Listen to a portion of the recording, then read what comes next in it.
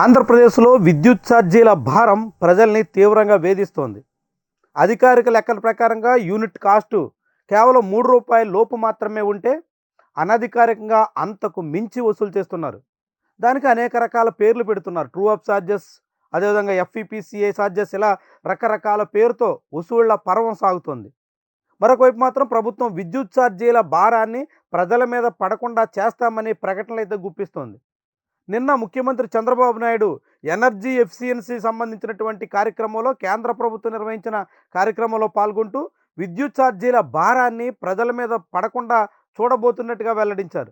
కానీ అదే సమయంలో ఆంధ్రప్రదేశ్లో విద్యుత్ ఛార్జీల భారాన్ని ఒకసారి పరిశీలిస్తే ఏ రీతిలో ఉందో మనకు అర్థమవుతుంది. మనం ఒక కరెంటు బిల్లు చూడొచ్చు. రాష్ట్రంలో కరెంటు బిల్లుల పరిస్థితి ఏ రీతిలో ఉందో మనం ఒక బిల్లు ఉదాహరణగా చూసే ప్రయత్నం చేద్దాం. ఇది ఒక కరెంటు బిల్లు. వీళ్ళు వాడినటువంటిది 44 యూనిట్స్.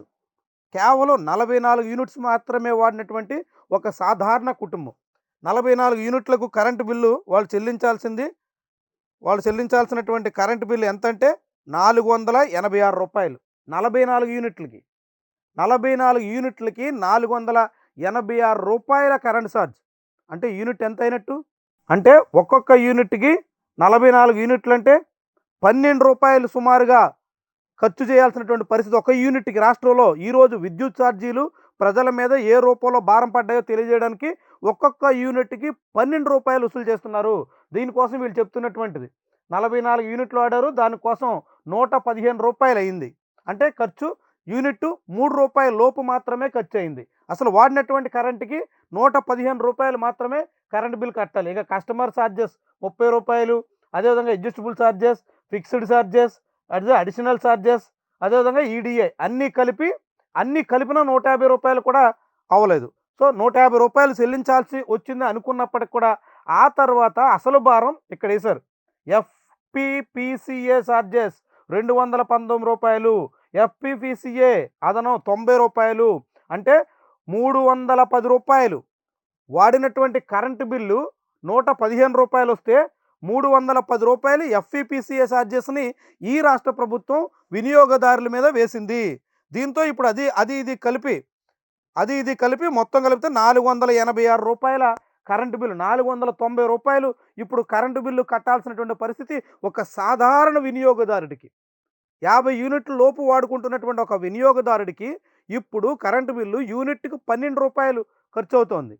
ఇప్పుడు చలికాలం డిసెంబరు, నవంబర్ నెలల్లోనే ఎట్లా ఉంటే రేపు మార్చి, ఏప్రిల్ నెలల్లో ఇదే రూ. 12 చొప్పున యూనిట్ 100 యూనిట్లు పైబడినటువంటి కాల్చినప్పుడు ఎంత మొత్తం చెల్లించాల్సి వస్తుందో లెక్క చేయండి. ఆ ఎఫ్ఈపీసీఏ ఛార్జీల పేరుతో ఇప్పుడు రూ. 300 వేసినటువంటి ప్రభుత్వం అప్పుడు ఇంకెంత మోపుతుందో. యూనిట్కి 44 యూనిట్లకు రూ. 310 ఎఫ్ఈపీసీఏ ఛార్జీలు వేశారంటే యూనిట్కి ఎంత వేసినట్టు? సుమారు రూ. 8 పైబడి ఎఫ్ఈపీసీఏ ఛార్జీలే భారం మోపుతున్నారు. అసలు యూనిట్ ఛార్జు రూ. 3 నుంచి రూ. 4 మధ్యలో ఉంటే అన్ని ఛార్జీలు కలుపుకుని ఎఫ్ఈపీసీఏ ఛార్జీలు ఒకటే రూ. 8 వరకు వినియోగదారుడి మీద భారం మోపుతున్నారు. సామాన్య వినియోగదారుడికి ఇంత పెద్ద మొత్తంలో కరెంటు ఛార్జీల భారాన్ని రాష్ట్రంలో ప్రజల మీద మోపుతున్నటువంటి ప్రభుత్వం విద్యుత్ భారాన్ని ప్రజల మీద పడకుండా చూస్తాం అని కబుర్లు చెబుతోంది. ఈ రూపంలో అసలు వాడినటువంటి కరెంటుకి చెల్లించాల్సినటువంటి మొత్తానికి సంబంధం లేకుండా ఎఫ్ఈపీసీఏ పేరుతో ఎప్పుడో వాడినటువంటి కరెంటుకి ఇప్పుడు వాయించేస్తూ, ఇప్పుడు జనాలు నడ్డి విరిచేటువంటి రీతిలో ఎఫ్ఈపీసీఏ ఛార్జీలు, ట్రూ అప్ ఛార్జీలు అంటూ భారం వేసేస్తూ ప్రజల్ని ఏ రీతిలో ఈ ప్రభుత్వం చూస్తుందో మనకు అర్థం కావడానికి, ఒక సామాన్య నిరుపేద కుటుంబంలో 44 యూనిట్లు మాత్రమే నెలకు వాడినటువంటి ఒక సాధారణ కుటుంబంలో పిఠాపురానికి చెందినటువంటి ఈ కుటుంబం యొక్క కరెంటు బిల్లు మనకు ఒక ఉదాహరణగా కనిపిస్తుంది. మరి ప్రభుత్వం ఈ తీరునుంటే మీరేమంటారో మీ అభిప్రాయాన్ని కామెంట్ రూపంలో తెలియజేయండి. ఈ రీతిలో కరెంట్ ఛార్జీల భారం జనం మీద మోపడాన్ని మీరు ఎంతవరకు అంగీకరిస్తారో మీ అభిప్రాయం కూడా తెలియజేయండి. Thank you for watching.